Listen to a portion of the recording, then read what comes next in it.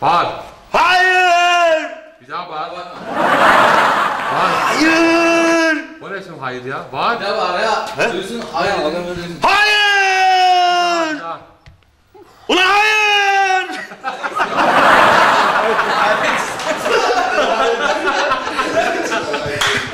Tamam. Şu zalim gurbetin yolunu tuttum. Anayı babayı yarı unuttum. Bir lokma ekmeği kazanmak için gurbet ellerinde ömrümü verdim. Bir lokma ekmeği kazanmak için gurbet ellerinde perişan oldum. Gönder ha. Gönder. O git lan getir onu. Göndermeye bak. Evet getir. Çok uzun değil. Seni görmüyorum, sol tarafa kay. Ha. Merhaba usta, adam geliyor. Koş koş. Bırak beni, bırak. Ben çekileyim mi? Alex! Ne gülüyorsun lan? Korktuk. Bakmayın ha. Evet. Bana söyleyin. Kayıt. Hayır, gönder adamı. Alex. O şu yıldız tornavida al beni. Hadi buyur usta.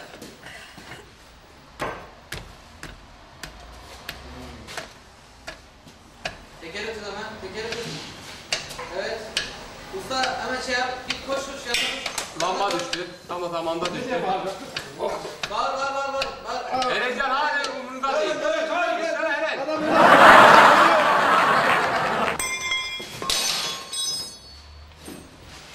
Bu pek olmadı ya. Olmadı. Hiç olmadı. Usta geç girdi. Gönder. Gönder. O şu getir lan onu. Tamam. Hadi. Alex değil, Alex. Ali sen sola. Teker. Koş. Hemen usta getir. Geç kalan ölüyor. Olmadı. Ulan bu herif kendini ne biçim atıyor ya? Adam hocam değil. Adam bir şey mi atıyorsun? Eren geç dışarı. Dur bir dakika lan.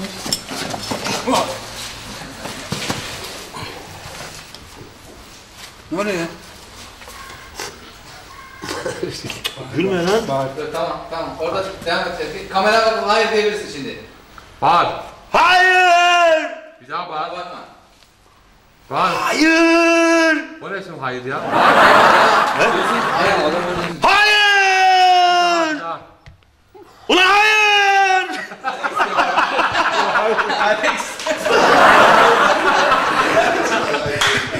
Tamam. Çok altında kaldı, çok zorladı. Bir daha. Adam da içinde kalıyor. Ben de çok yakın tutuyorum. Bana öyle geliyor. Biraz. Şimdi ben hata bende mi? He? Yok. Yok. Aferin tamam. Hatasız kul olmaz. Doğrudur. Hadi. Eren abi yoruldu. Hadi. Elini bırak. Pan ya fileye. Pan. Heh. Yok gir. Gir. Pan ya. Al resmi. Göze bak. Göz gitti. Alex bayağı bir şey kaptırdı kendini versene. Bunu nereye yaptın? Lan sana dizi teklifi gelecek valla bak. Ne yok? Dizide bu ölür ve yemek var. Korkunç patlama olacak. Şu ekmeği bir daha ısırsana. Ben mi? Hadi. Tabii. Ha çok güzel. Zaten yemekten ölecek.